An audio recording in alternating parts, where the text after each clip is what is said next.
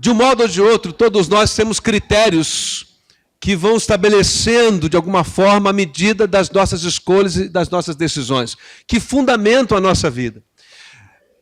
Podem ser critérios elaborados a partir de uma experiência, herdados da educação que tivemos, a formação que a gente vai adquirindo, das experiências, enfim, que nós vamos vivendo, das leituras, das conversas, da música que a gente escuta, dos filmes que a gente escolhe para ver. De alguma forma, todos nós temos critérios. Talvez alguns deles sejam claros para você, para mim. Talvez hajam outros que a gente nem tenha muita clareza, mas eles estão ali presentes. São princípios que regulam a nossa vida. São valores, são crenças que, de alguma forma, vão dando um norte, né, na nossa trajetória de vida, na nossa caminhada, e que vão fundamentando a nossa vida como um todo, a nossa existência. James e Ed tiveram que tomar uma decisão difícil, gente. Né? Tem um neném, não tem neném, complicações da saúde, um momento muito difícil, delicado, muito risco envolvido, né? E amor envolvido, né? E que momento difícil, né? E se ampararam, se cercaram de amigos, da família, daqueles que foram bons conselheiros, né? E buscaram naturalmente a direção de Deus, uma confirmação de Deus, e de alguma forma foram trilhando esse caminho de fé, de risco, mas de confiança.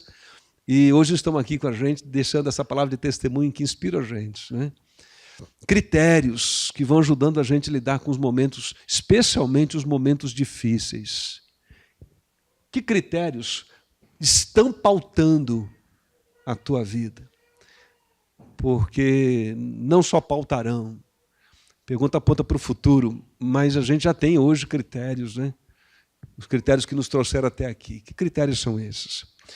O psicólogo já conhecido, Abraham Maslow, um norte-americano, ele nos seus estudos, nas suas pesquisas, na observação, elaborou o que ficou conhecido como hierarquia das necessidades. Ele disse que, de algum modo, a vida da gente se arranja, se motiva, se organiza em torno de algumas necessidades. E essas necessidades gritam na alma, na mente, às vezes na carne, no corpo mesmo, e vão dando direção para a gente. Então ele diz que as necessidades mais básicas do ser humano são necessidades fisiológicas. A necessidade de comer pão, de abrigo, lugar para dormir, não é? Depois vem necessidade de segurança, aquela sensação, aí sim, tem a ver com uma reserva financeira, tem a ver com emprego, tem a ver com a segurança da família, tem a ver com saúde, tem a ver com a casa onde a gente mora, a segurança que se tem dessa casa, não é? Esse é o segundo elemento. Então ele diz que no primeiro momento da vida, todos nós levantamos e vamos encarar a vida pensando no pão mesmo, no estômago mesmo, na fome que a gente tem no corpo. É certo?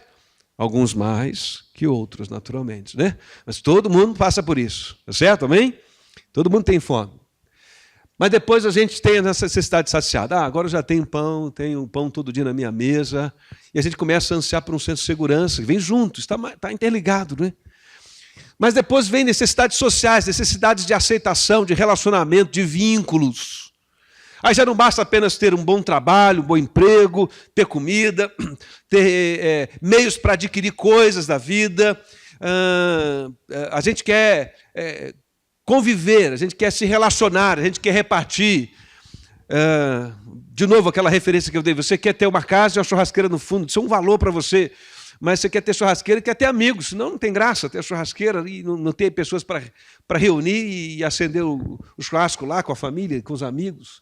Então as necessidades sociais começam a apelar para a gente, né? E ele estabelece uma hierarquia dizendo o seguinte, se entre relacionamentos e um trabalho que possa dar para a gente segurança e recursos para viver a vida, a gente abre mão dos relacionamentos muito mais facilmente e corre, né, para o trabalho. Isso é, por exemplo, a razão porque muita gente deixa o país, deixa a família, vai viver no exterior, estávamos falando sobre isso cedo, né? Vai para o Canadá, vai, sei lá, para a Austrália, vai para a Nova Zelândia, né?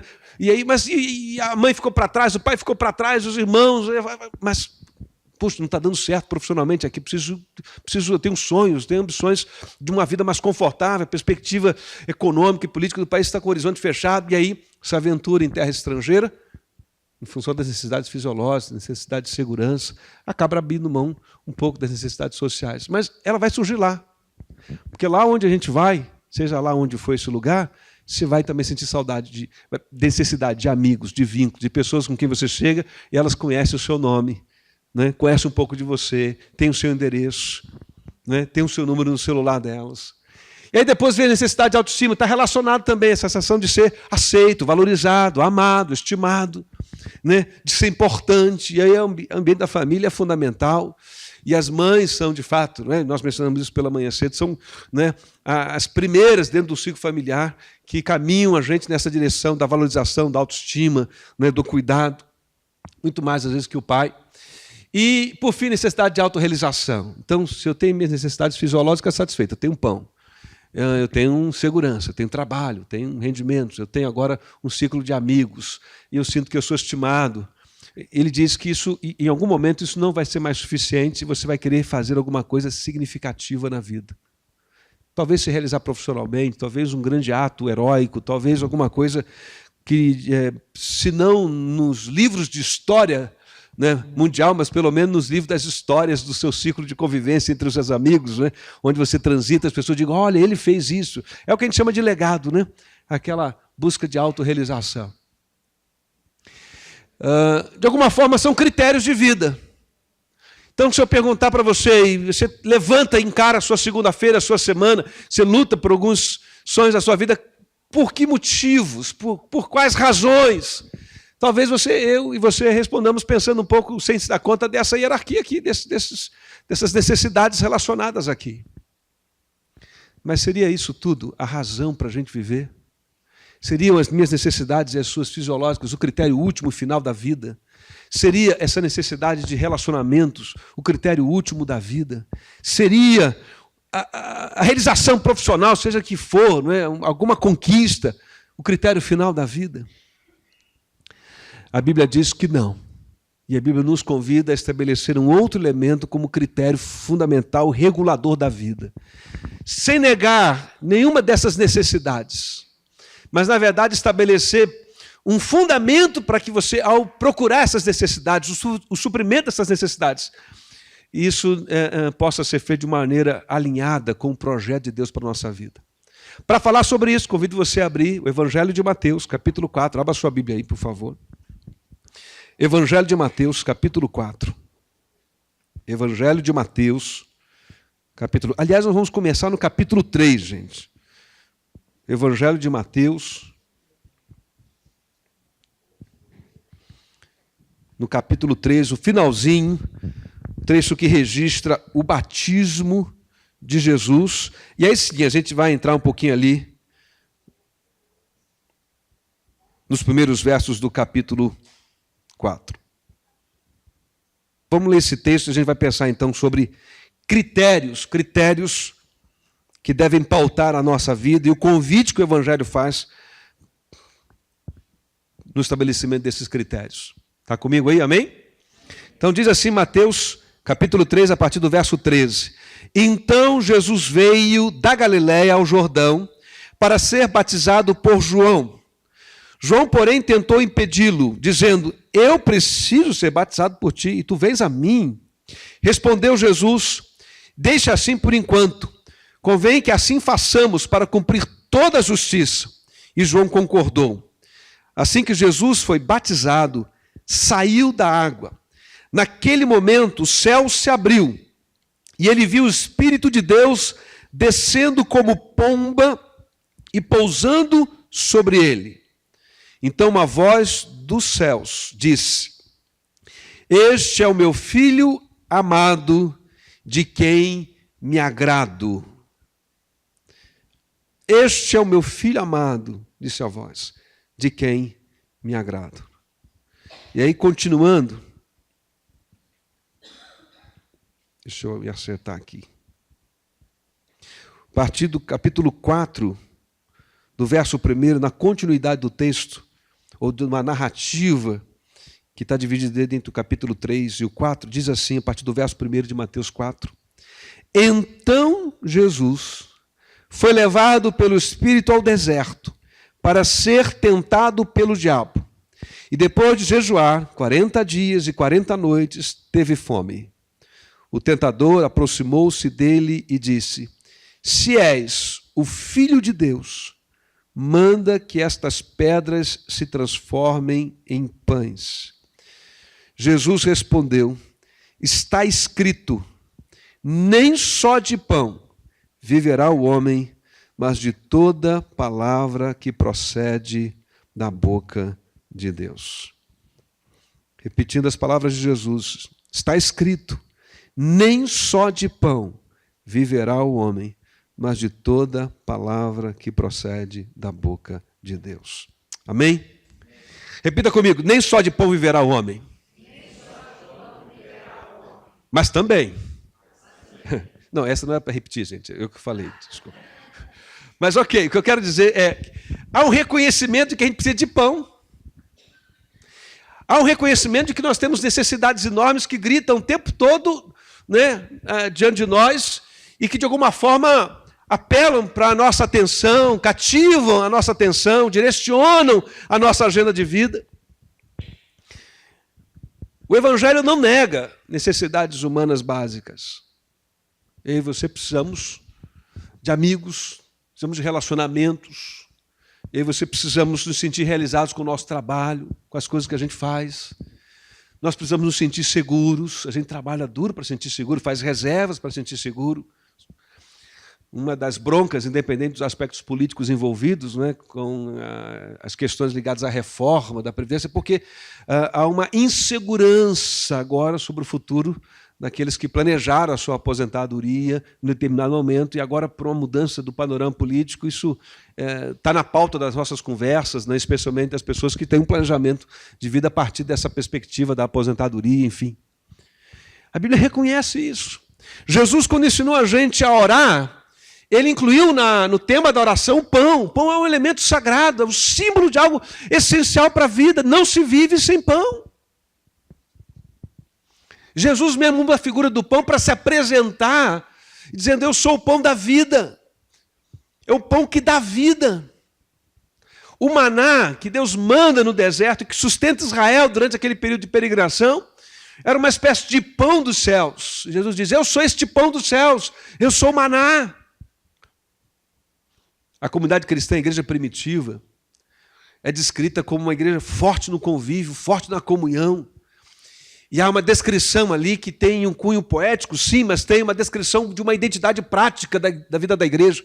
A Bíblia diz que eles partiam o pão juntos, comiam com alegria e singeleza. Havia esse sentimento de que o pão que eu tenho não pode ser só meu. Se o meu irmão, se a minha irmã padece de necessidade de pão, eu preciso repartir em amor, sem que isso seja uma imposição, uma obrigação, mas uma expressão de amor, de quem entende, de que quem reparte, né, demonstra compaixão e graça com aquele com quem reparte, e de que isso é um princípio de Deus para a nossa vida. Então o pão é essencial.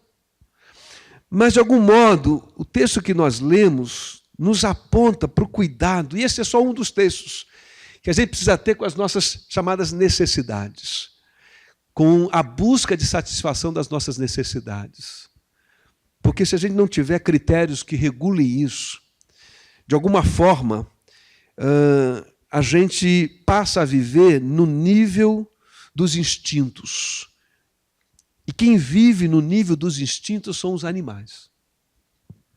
Animais, de um modo geral, não têm princípios morais. Você não conversa com o animal sobre caráter, de um modo geral. Não dá para rolar essa conversa, né, com eles. Se a gente vive só pelos instintos, a gente desce na hierarquia da criação para o nível dos animais. Porque, de alguma forma, é o fato de sermos criados à imagem e semelhança de Deus que traz para a nossa conversa diária essa necessidade. Este é o convite do Evangelho, e esta é a mensagem ilustrada no texto que lemos na vida de Jesus, para que a nossa vida se eleve. Porque, de fato, o que a Bíblia ensina é que o pecado fez da gente alguma coisa meio que quase que bestas feras.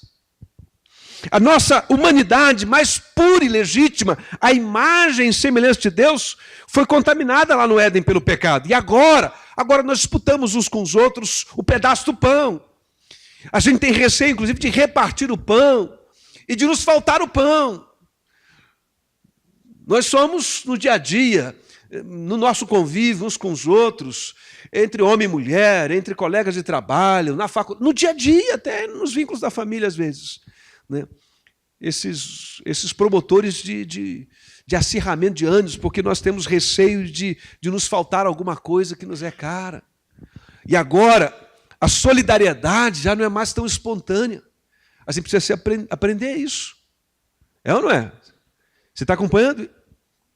Você já viu alguma criança pequena? A Bíblia diz que o ser humano se dá a conhecer desde bebezinho, desde criança. Você lembra desse texto da Bíblia? Por isso a Bíblia ensina a criança desde cedo o caminho que ela deve. Porque se você não ensinar o caminho que ela deve andar, adivinha o que acontece? A tendência do caráter, da natureza caída, pecaminosa. Mas você já viu duas crianças pequenas em uma área, por exemplo, de brinquedoteca? Assim, elas pegam o mesmo brinquedo. Aí uma vira para a outra, pois não, você primeiro. Você viu uma criança fazer assim, não? Eu não vi, me apresente. Pode haver, pode ser que haja. Uma criança que nasceu, né? Ser esse ímpeto egoísta, do tipo, se a farinha é pouca, o meu pirão vem primeiro. Você conhece esse ditado, né, gente? Por favor, diz que sim. Renata fica me regulando, esse ditado é velho, esse ditado, né?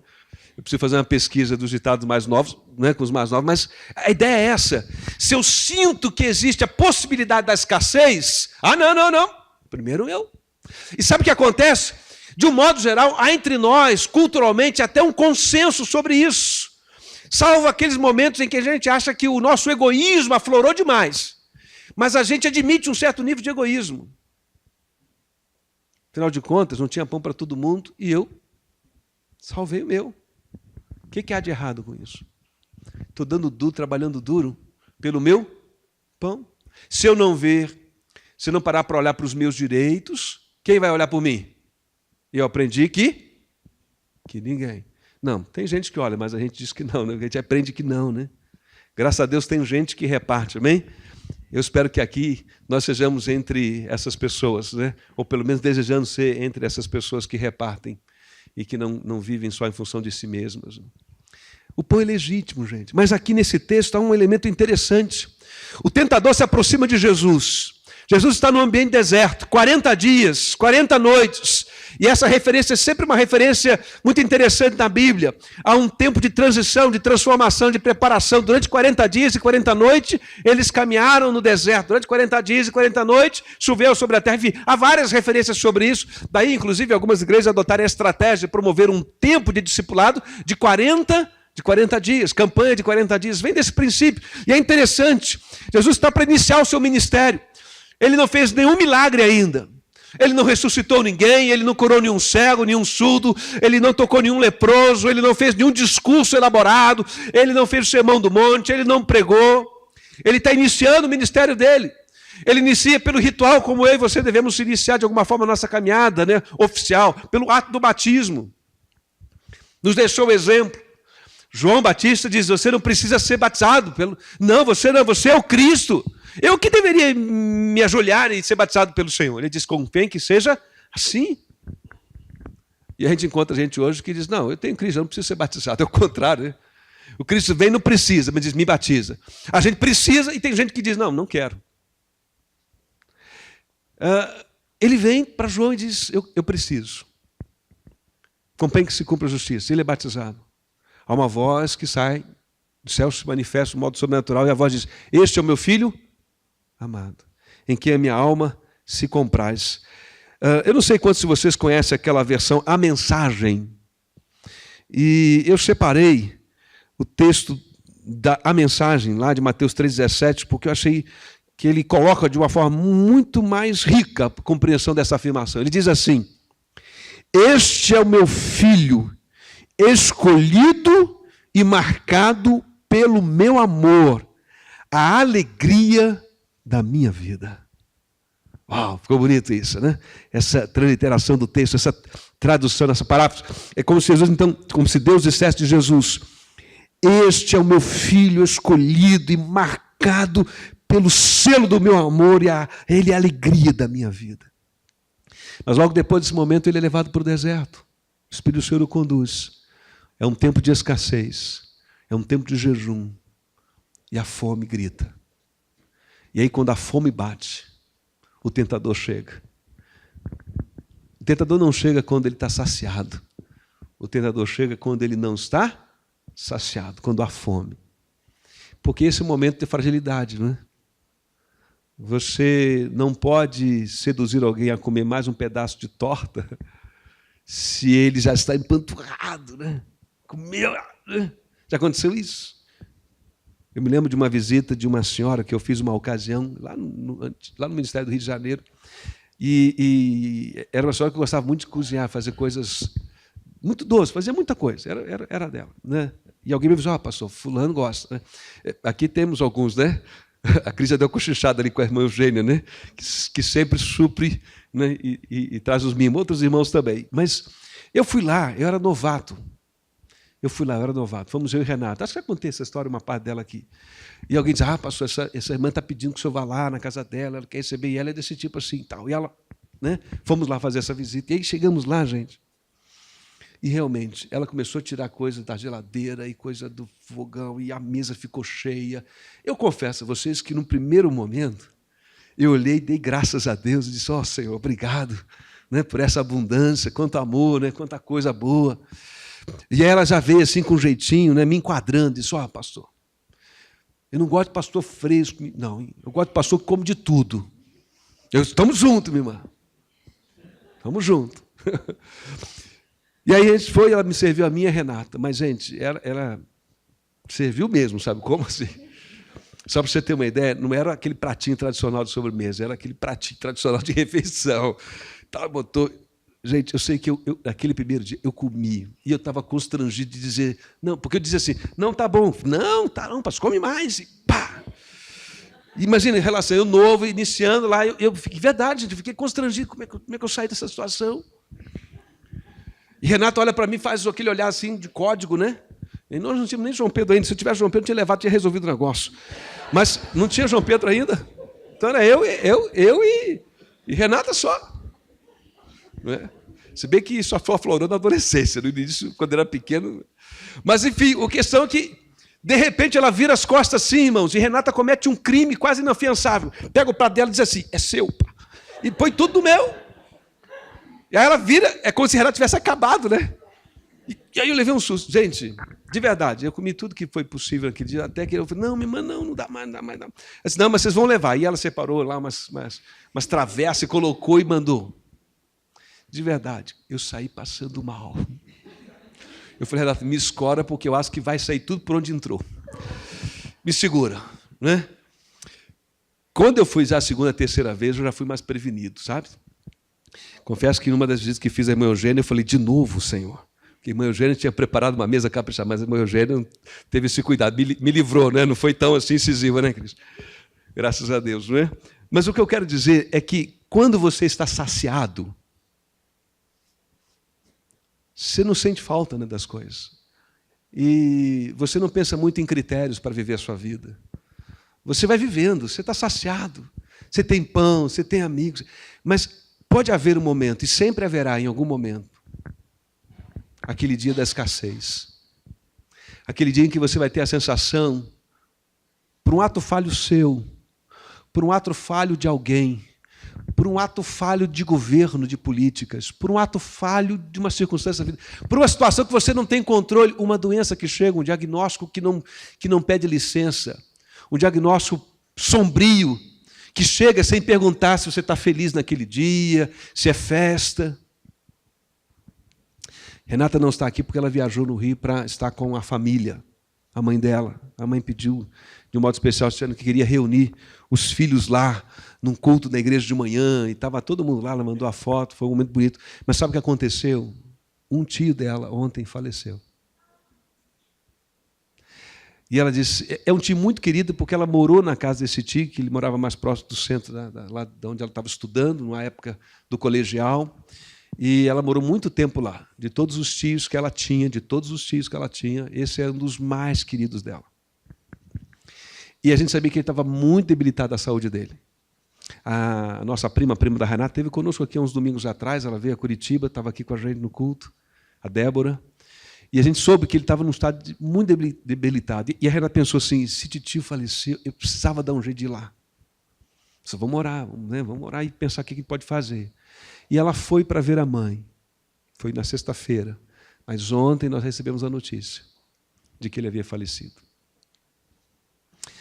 A gente não tem controle sobre um monte de coisa na vida. Então, há momentos em que chega o deserto, em que chega a escassez, em que chega a carência, em que chega um sentimento de baixa estima, alguma coisa que é dita, alguma coisa que é perdida, uma sensação provocativa e que fragiliza a gente, fragiliza a nossa humanidade, nossos sentimentos, arranha, inclusive, o nosso caráter, a nossa fé.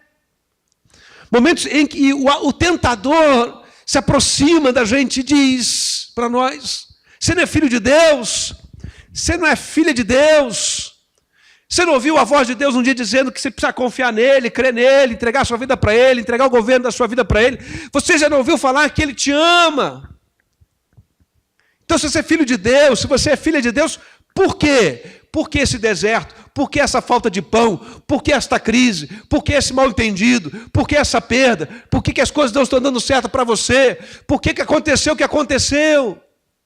Por que o Pai não te guardou? Por que o Pai não te livrou? A resposta de Jesus é uma referência para a resposta que eu e você precisamos aprender a dar em momentos como esse. Amém? Qual é a resposta? Nem só de pão viverá o homem. Mas do que, gente? Antes das necessidades de quê? Mas de toda palavra que procede de Deus. Agora olha aqui para mim, presta atenção. O que será que Jesus tinha em mente quando ele diz de toda palavra? Ele está citando Deuteronômio capítulo 8. Em Deuteronômio capítulo 8, há uma descrição da caminhada no deserto, e Deus está dizendo, olha, que durante o tempo do deserto, Deus provou, Deus humilhou, Deus trouxe quebrantamento para Israel, para ensinar Israel a confiar e depender dele. E aí, dentro daquele contexto, essa expressão aparece lá em Deuteronômio, lá no Velho Testamento. Jesus toma essa expressão bíblica, o que é para nós, já abre um parênteses, um ensino. Memorize a Bíblia. Memorize versos bíblicos. Pode ser uma arma poderosa em momentos de fragilidade, ter a Bíblia na cabeça. Às vezes você não tem ela na mão, às vezes o celular não está abrindo, mas tem ela no coração. Amém? Você sabia que a expressão decorar vem dessa expressão guardar no coração? É decoração. Daí a palavra decorar.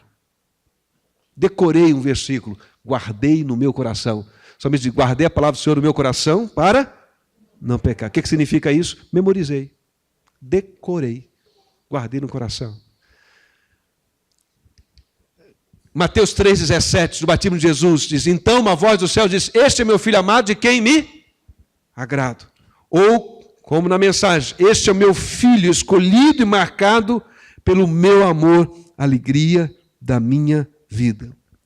Eu creio que, entre outras possibilidades, o texto está construído, a sua narrativa, para ensinar para a gente de que essa é a expressão que Jesus tem em mente.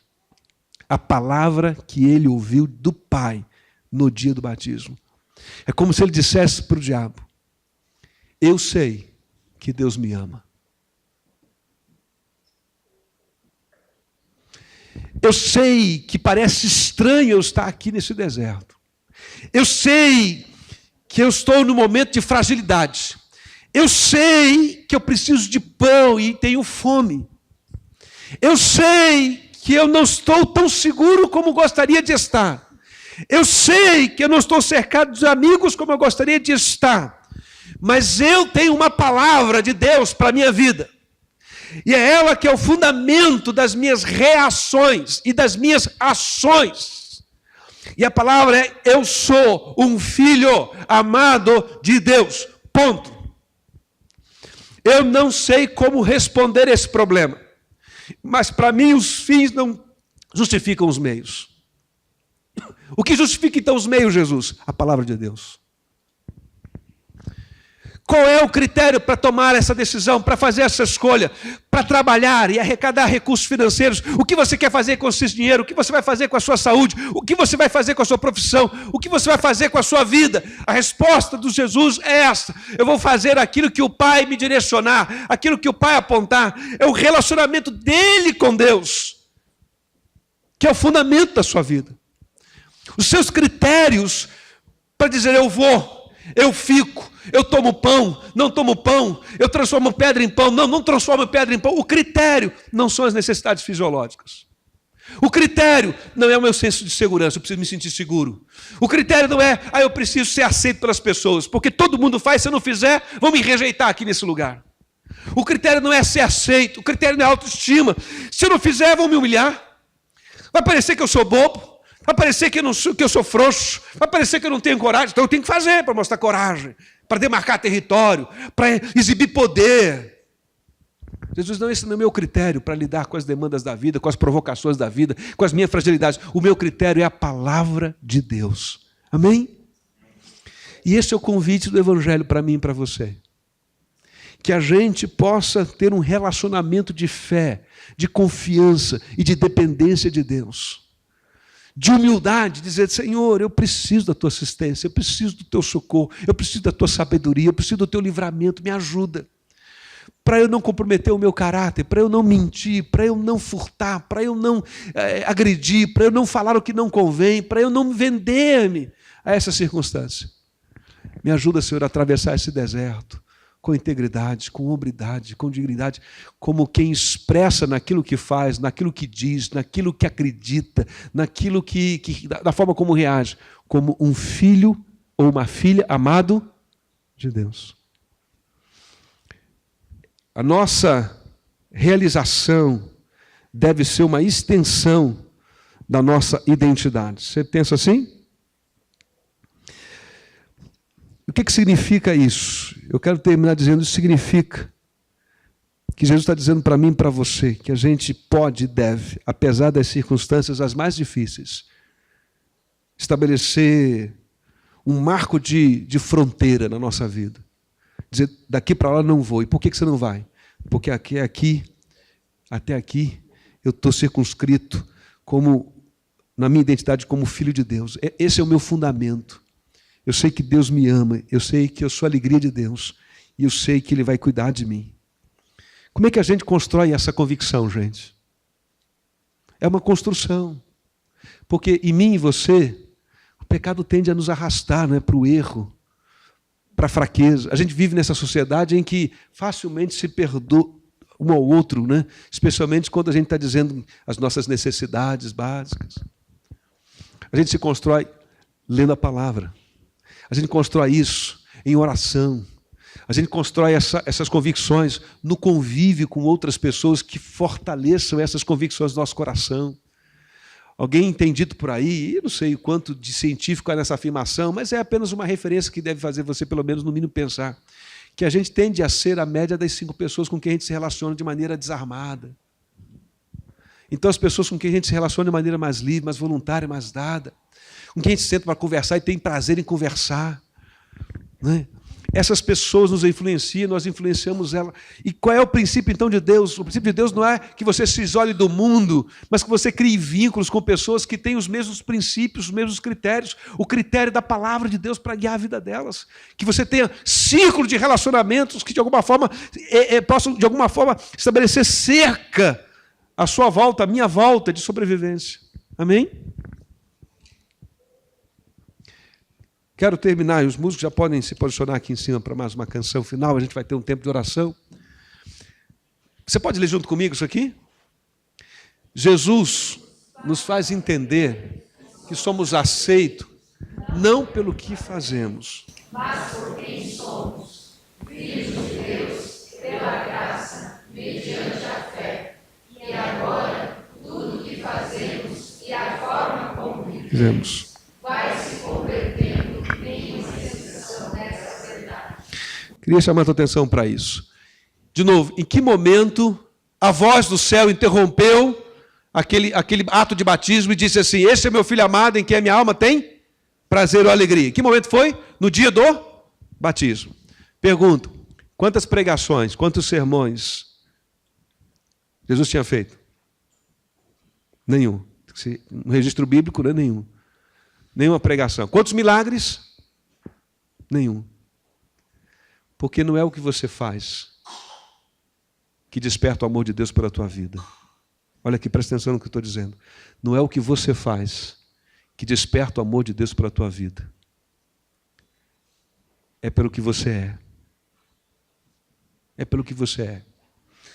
Hoje, no Dia das Mães, nós estávamos de manhã falando sobre isso, algumas referências bíblicas. Há uma referência em Isaías que é belíssima. Isaías registra uma queixa do povo, dizendo: Deus esqueceu-se da gente, Deus não está cuidando da gente, é mais ou menos isso. Aí Isaías diz: gente, vocês podem não estar percebendo, mas Deus está aí, está presente. E aí Isaías diz assim: pode uma mãe esquecer-se do filho? Né? Pode a Suelen esquecer-se do Heitor? Né?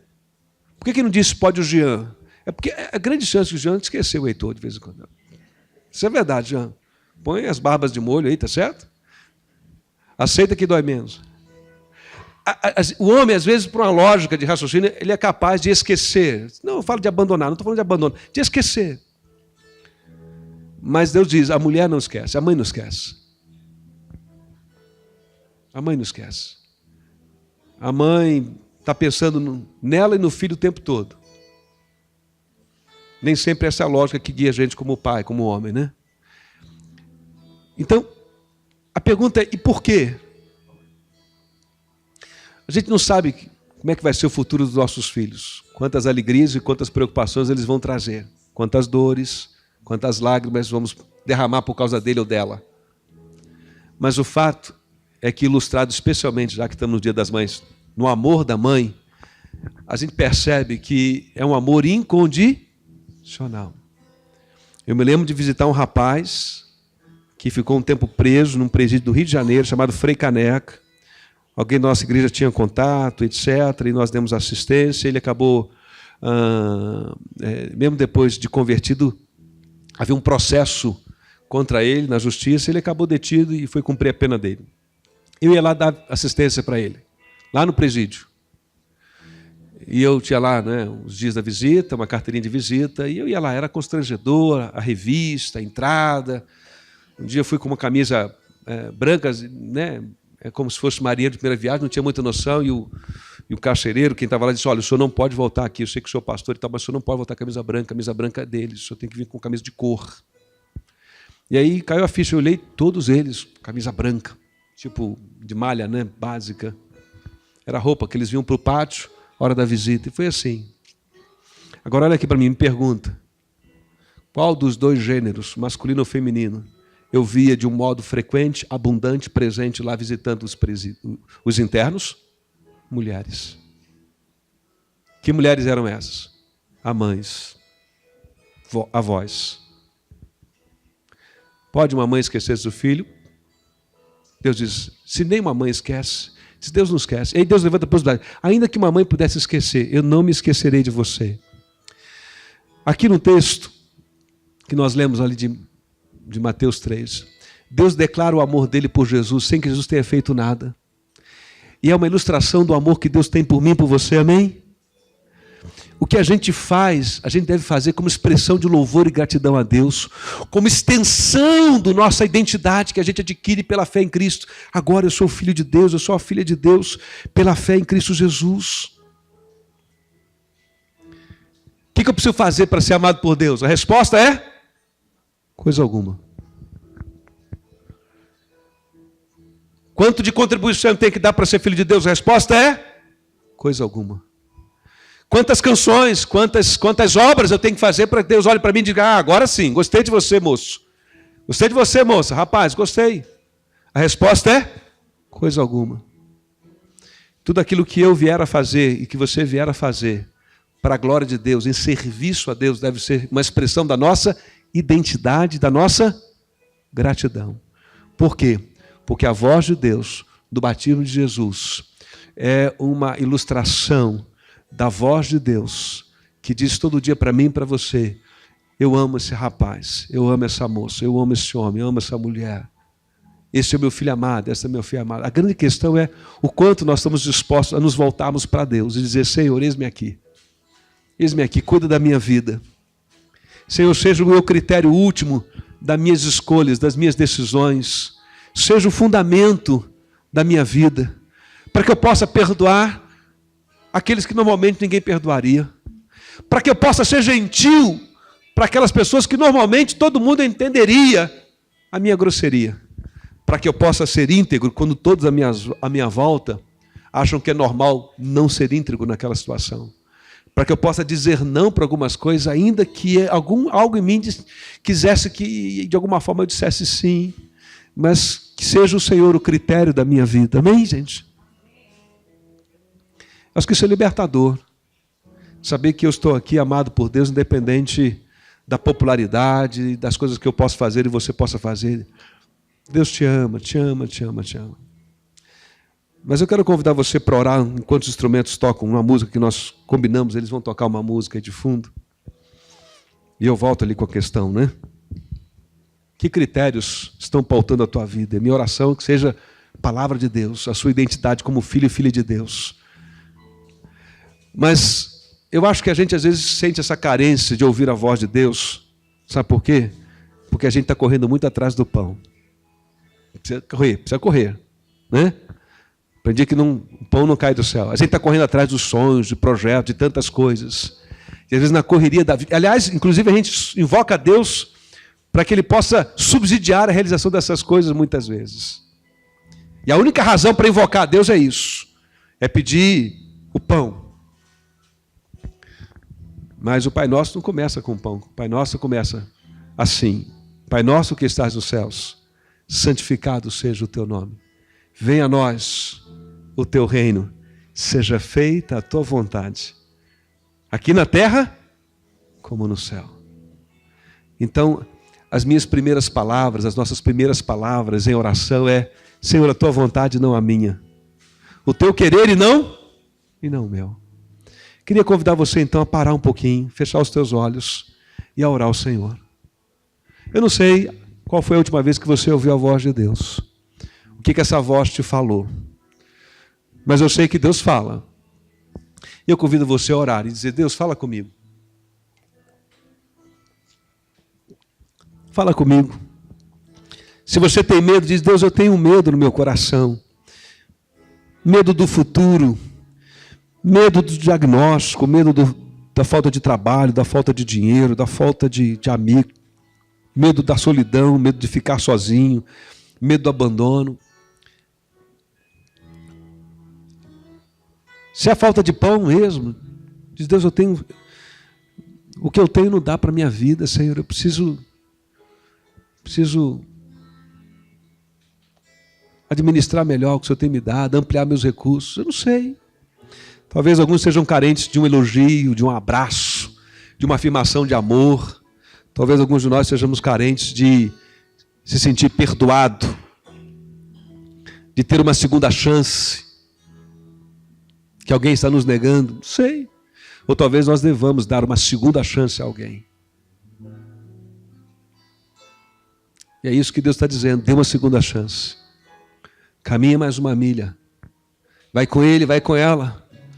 Toma na mão dele, toma na mão dela e ora. Vai com ele, vai com ela. Eu não sei. Mas eu convido você então, e eu vou parar de falar, para que você possa ter total liberdade agora sim, de orar e conversar com Deus.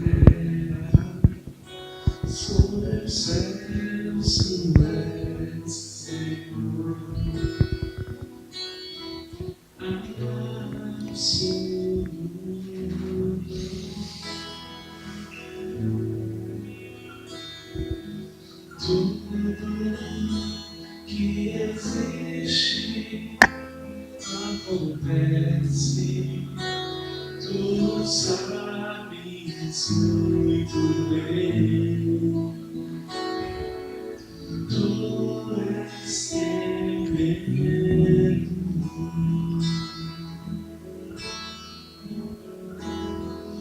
E apesar dessa glória que tens, tu te importas comigo também. Esse amor tão grande eleva-me, amava-me a ti. Tu és tremendo.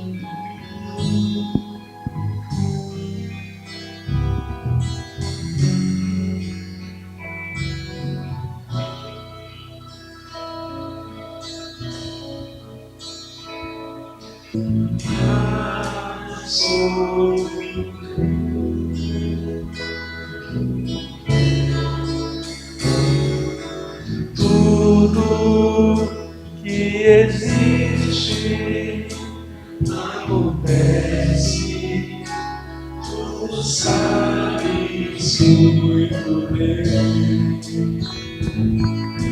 Tu és tremendo.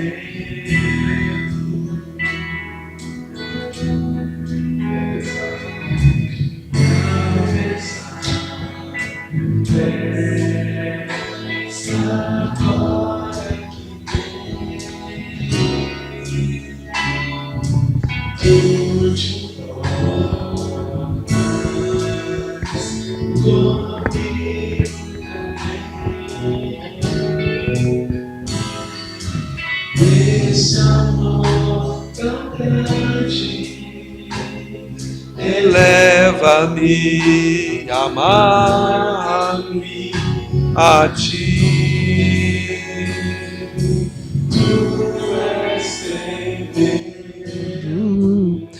Vamos ficar de pé, nós vamos orar, vamos cantar essa canção. E a gente termina orando depois dela.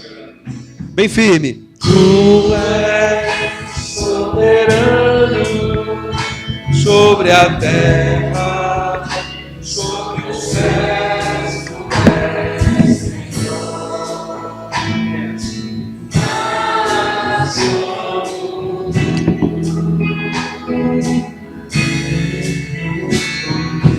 Tudo que existe acontece, tu sabes muito bem. Tu és tremendo. E apesar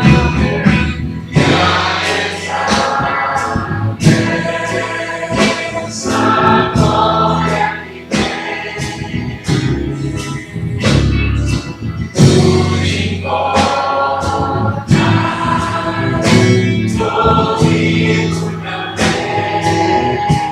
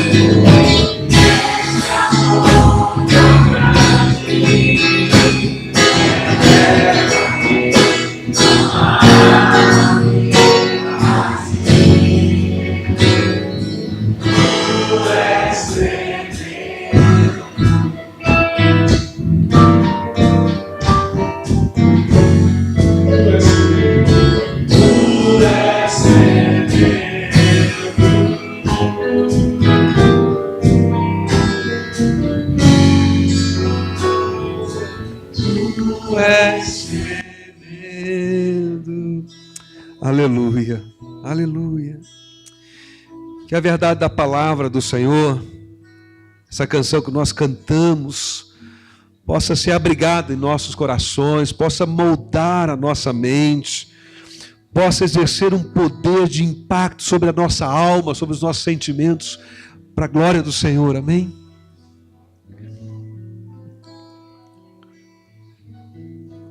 Lá está Jesus, no deserto, e o tentador se aproxima e diz: você está fazendo o que aqui, se você é filho de Deus? Está com fome? Pão é necessidade básica da vida. Os fins justificam os meios. Manda essa pedra transformar em pão, resolve o problema. E ele diz: ah, Satanás, tentador, né?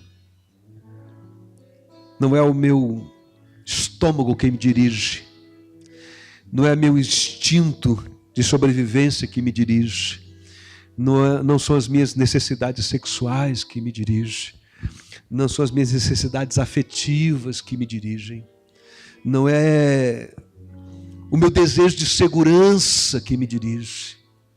O que me dirige é a palavra do Pai. E eu ouvi há pouco que o Pai me ama e que eu dou alegria para Ele por ser o filho dele. Que essa mesma experiência de Jesus seja minha, seja a sua, amém? Quando essa experiência de Jesus for a sua, for a minha, talvez a gente consiga dizer como Paulo, e eu termino para orar com essa leitura da palavra do apóstolo Paulo. De todos os lados somos pressionados, mas não desanimados. Ficamos perplexos, mas não desesperados. De todos os lados somos perseguidos, mas não abandonados. Abatidos, mas não destruídos. E ele diz: por isso, não desanimamos. Embora exteriormente estejamos a desgastar-nos, interiormente estamos sendo renovados dia após dia. Dia após dia, renovados. Assim, fixamos os olhos, não naquilo que se vê, mas no que não se vê. Porque o que se vê é transitório, mas o que não se vê é eterno. Amém. Vamos orar ao Senhor.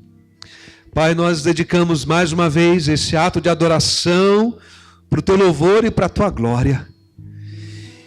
E nesse ato de adoração, Senhor, nós nos apropriamos na mente e no coração e pedimos que o Teu Espírito nos ajude quanto a isto. Nós jogamos para dentro da mente, jogamos para dentro da alma. Como alma sedenta, nós bebemos desta palavra nessa noite, Senhor, em nome de Jesus. E que a verdade do Teu amor, a compreensão da Tua graça, nos sustente a cada dia da nossa vida. Que o nosso falar, que o nosso agir, que as nossas decisões, ó Deus, que o nosso transitar ao longo dessa semana, a nossa gentileza, o nosso gesto de cordialidade, o serviço que a gente prestar, a ajuda que a gente oferecer, a nossa mão estendida, a nossa prudência, a nossa tolerância, a nossa temperança, a nossa esperança, Senhor, seja uma expressão dessa verdade fundamental. Que o Senhor tem o melhor para nós, que o Senhor nos ama, e se algum pecado nosso traz tristeza para o teu coração, e se alguma coisa que a gente faz, se alguma coisa que nós faremos ainda traga alguma tristeza ao teu coração e certamente também ao nosso, estamos seguros de que a tristeza no teu coração não cancela, não anula o teu amor por nós, de que o Senhor continuará firme, fiel, nos amando, apesar da tristeza causada. Senhor, e que sejam poucas. Ajuda-nos a viver uma vida decente, uma vida bonita, uma vida que glorifique o Teu nome, uma vida que seja uma extensão dessa identidade de nova criação, nova criatura, novo filho, nova filha de Deus. E que sejam poucas as ocasiões em que a gente faça algo que desvie o nosso caminho do Teu caminho. Que o Teu propósito para a nossa vida, Senhor, seja o nosso propósito maior de vida. E que viver para o Teu louvor e a Tua glória seja a maior ambição do nosso coração. A força motivadora para a gente todo dia enfrentar a vida, a nossa semana e os maiores desafios que vierem, assistido pelo Teu Espírito e pela Tua graça. Nós oramos e rogamos, faz assim, para o Teu louvor e para a Tua glória, em nome de Jesus. Amém e amém. Que Deus te abençoe ricamente, abundantemente, que a sua semana seja marcada por esse sentimento de que o Senhor está presente, está com a gente, está nos guardando, nos guiando e nos conduzindo. Amém? Convido você a se despedir de quem está do seu lado com um abraço gentil, carinhoso, dizer, foi bom estar aqui com você. Foi bom cultuar com você. Boa semana, vai em paz. Deus abençoe.